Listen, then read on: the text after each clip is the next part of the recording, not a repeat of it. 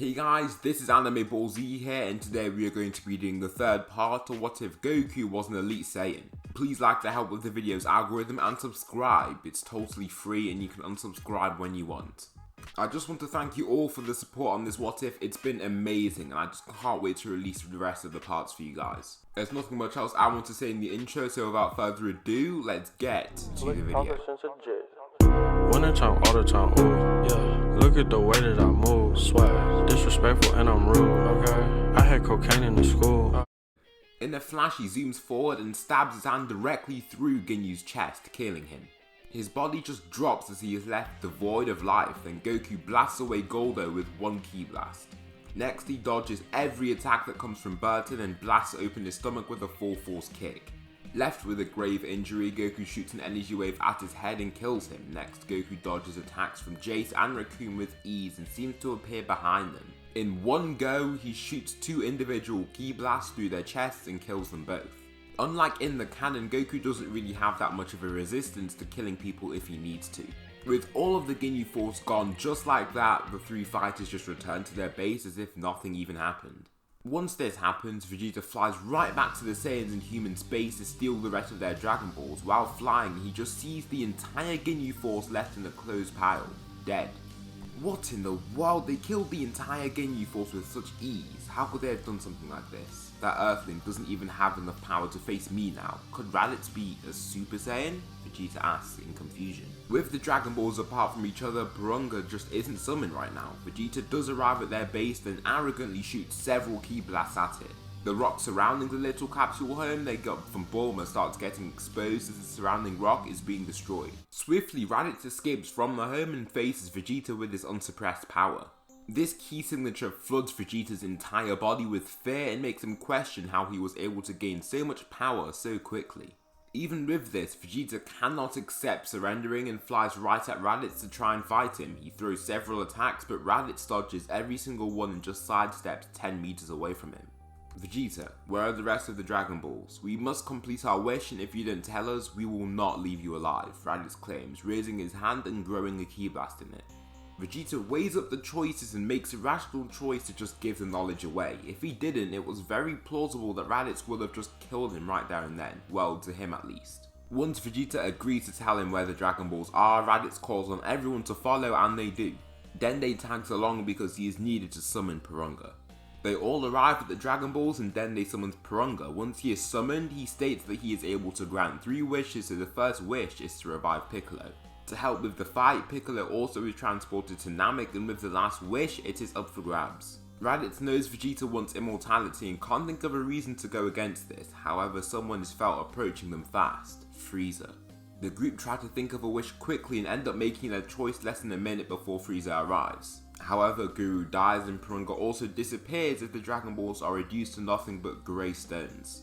Frieza lands ahead of the fighters and wonders where Porunga went. Seeing that the Dragon Balls are just grey balls now, he is furious. How dare you follow my plan to be immortal? You will all pay with your lives, Frieza shouts. Once his scouter detects their power levels, he is stunned. Seeing their extremely high battle powers, he just shatters the device and claims that it's broken.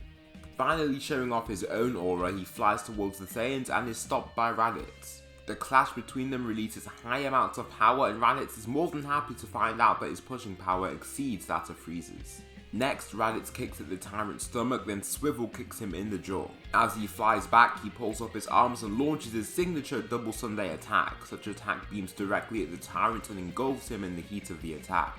Once the smoke thins out, Frieza is revealed with cracked armor and some bruises across his body. He also has a pant to his breath. Before he can even start the fight again, Raditz knees him in the face and shoots him into the air with a powerful upwards kick. The Emperor is sent hurling and flipping into the air, barely able to keep himself stable. Next, Raditz just follows after him and throws an ambitious kick, but Frieza flips over the attack and swings down with a kick of his own. As Raditz finally falls himself, Frieza lands a knee to Raditz that slams him back down and into the ground. This feat of strength by Raditz takes off Frieza and makes him begin his transformation into his second form. His power level raises to 1 million and he is now much larger than what he once was. Raditz, with power that had just overpowered Frieza seconds prior, is still confident in his new abilities.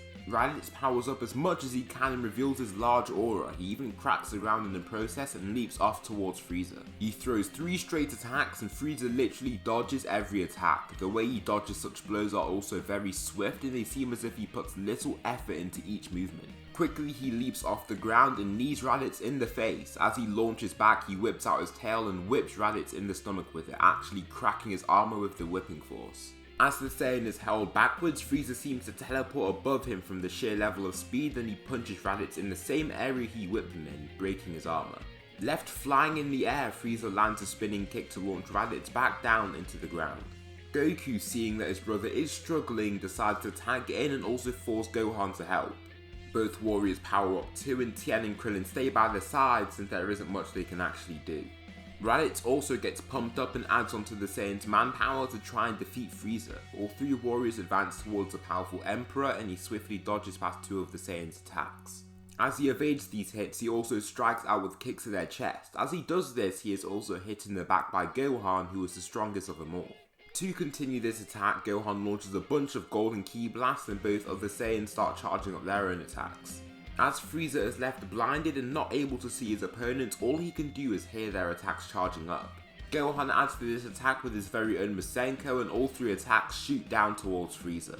They combine and the combination of attacks is actually incredibly strong. Frieza catches the attack and tries to push it back, but he ends up getting engulfed in the blast, getting heavily injured. Smoke steams off his injured and bleeding body and he has a very annoyed facial expression. "You annoying Saiyans always try and foil my plans. Allow me to show you a form no one has ever seen before," Frieza declares, preparing to transform into his next form. "We can't let him transform again," Gohan shouts, catching the attention of both of his Saiyan allies. All 3 Saiyans fly down, but Frieza is able to protect himself with some sort of ki shield. Their attacks do little to him and the shield keeps him completely fine on the inside. The shield is plastered tightly across his skin so it kind of just gives him an odd glow. Eventually, he finishes the transformation in sighs of relief, breaking away the heavily taxing ki shield. "Die!" Frieza shouts powerfully, releasing a barrage of death beams into the Saiyans' bodies.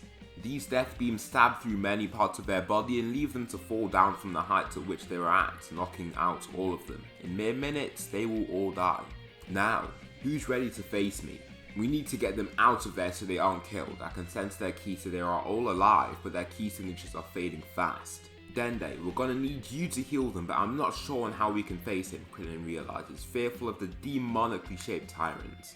"I can do it," Tien states calmly, placing his hands in a triangular position. He lets out a calm exhale and starts to charge up his attack. Frieza simply zooms towards them, but then Krillin aids by launching out 2 Destructo Discs. They soar towards the Emperor, but he dodges both attacks with ease, but then gets hit by the Neo Tri-Beam head on. The powerful blast knocks him away, then Krillin manages to fly right past him and head towards the Saiyans. Frieza constantly tries to approach the human, but his attack is just too much to handle. If Semi-Perfect Cell was stronger than the likes of Goku who returned from Yardrat, then that means he was likely much stronger than Tien, even after his training. This means his attack has a battle power far above that of the user, so that's why Tien is able to harm Frieza so much with his attacks. However, Frieza isn't totally frail, so he was able to approach Tien and grab him by the neck. He squeezes and Tien's head starts to redden as he chokes through his thinning windpipes. Suddenly, a ki blast lands on his back and Frieza just chuckles as he isn't hurt at all. There stands Vegeta, who seems to be filled with harsh emotions of fear but also rage. Frieza just throws the human to the side and speeds at Vegeta and impales him through the stomach with a punch. Next, he rips his fist out violently, then uses his other hand to launch an energy wave right at his opponent's face. Just this minor energy blast knocks out Vegeta and propels him off his feet from the high force. As the smoke clears, Goku comes out of nowhere then just kicks him in the chest. His Zenkai has amplified his power much further and has actually risen his power level to 14 million. This attack inflicts a lot of damage, then Vegeta is immediately healed by Dende. Raditz has a power level of 16 million and Gohan 19 million. All 3 warriors give off insane amounts of power and Frieza is lucky he can't sense their imposing ki signatures. Vegeta is given a Zenkai and has a power level of 1 million also. The 4 Saiyans stand together and the amount of motivation that seems to flow through the air is insane. This is what we have waited for, Saiyans, the day that this demonic tyrant sits below us, defeated. Our time is now, Vegeta shouts, causing all of them to power up to the absolute maximum. The four Saiyans then fly right towards the Emperor and all surround him in the blink of an eye. Frieza is kicked in the back by Gohan, then kneed into the air by Goku, who is ahead of him. As he is flipped into the air, Raditz launches an energy wave towards him and engulfs him in the blast from this attack. Frieza just starts flipping and lands on the ground as he is heavily injured. Seeing there's no opening for him to transform, he tries to talk his way out of it. "You Saiyans think you're so strong, let me transform and see how strong you look after."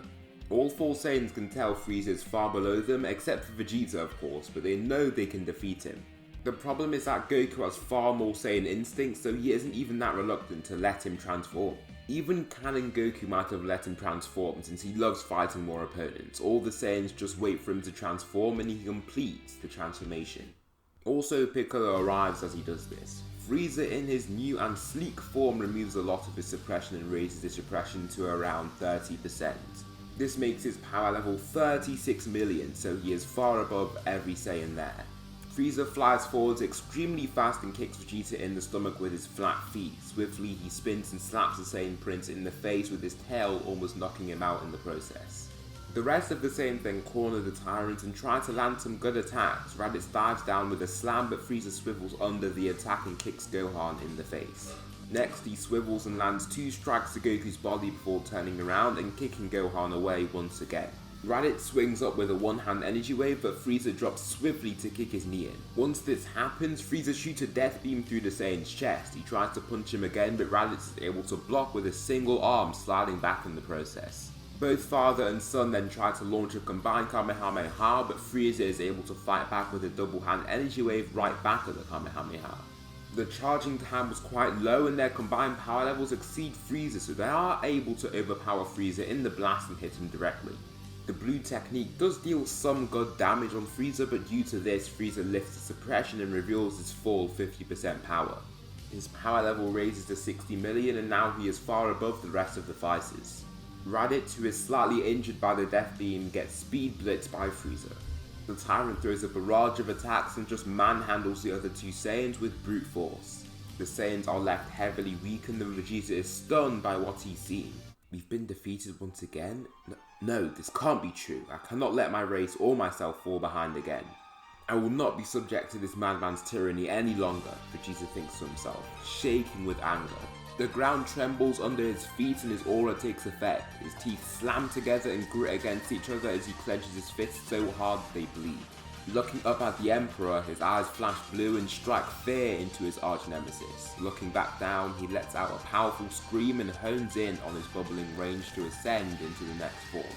Super Saiyan. His golden hair flashes and shines under the beautiful blue light of the sky and his aura is gracious to say the least. Frieza's eyes don't move off him or even blink as shock and astoundment keeps him frozen in place. Vegeta, now with his Saiyan instincts enhanced by his new form, flies forward with his new Saiyan form. With his rage boost, his power level is initially above that of even Frieza. I'd say around 70 million, although it fluctuates between 65 million and 75 million because it's totally dependent on his emotions, which aren't stable. Vegeta manages to catch Frieza off guard with a punch to his face. As Frieza is propelled backwards, Vegeta swivels to land a kick to his face once again. In reaction, Frieza swings out for a kick of his own, but the Super Saiyan sidesteps twice to evade this attack, then kicks him in his back. Being knocked forwards, he turns to try and land a cheap shot, but Vegeta launches out a one-hand energy wave that is golden in colour. Frieza gets sent flying backwards and is moderately injured from these attacks, but flies right back at Vegeta and tries to punch him again. He throws a punch to Vegeta, blocks and is hit twice by him. Slightly overextending to the Emperor, he is hit in the chin by his foot. Knocking back a step, he is kicked in the stomach, then hit by a large ki blast. Powerfully, the golden-haired Saiyan knocks away the blast with a powerful swipe, much to Frieza's surprise. Energy Blast doesn't even injure Vegeta and the Saiyan flies right back towards him immediately after this. Continuing battle, Vegeta is clearly the more powerful fighter. As his rage boost depletes, he still stays stronger than Frieza as he continues to get more and more injured. Frieza, now seeing his demise is close, utilizes the Saiyan's ego. "Vegeta, do you really want to fight me when I'm as weak as this? How about I give you a better challenge?" "I will be stronger than you, Frieza. Do as you please," Vegeta states, simply waiting for him to transform.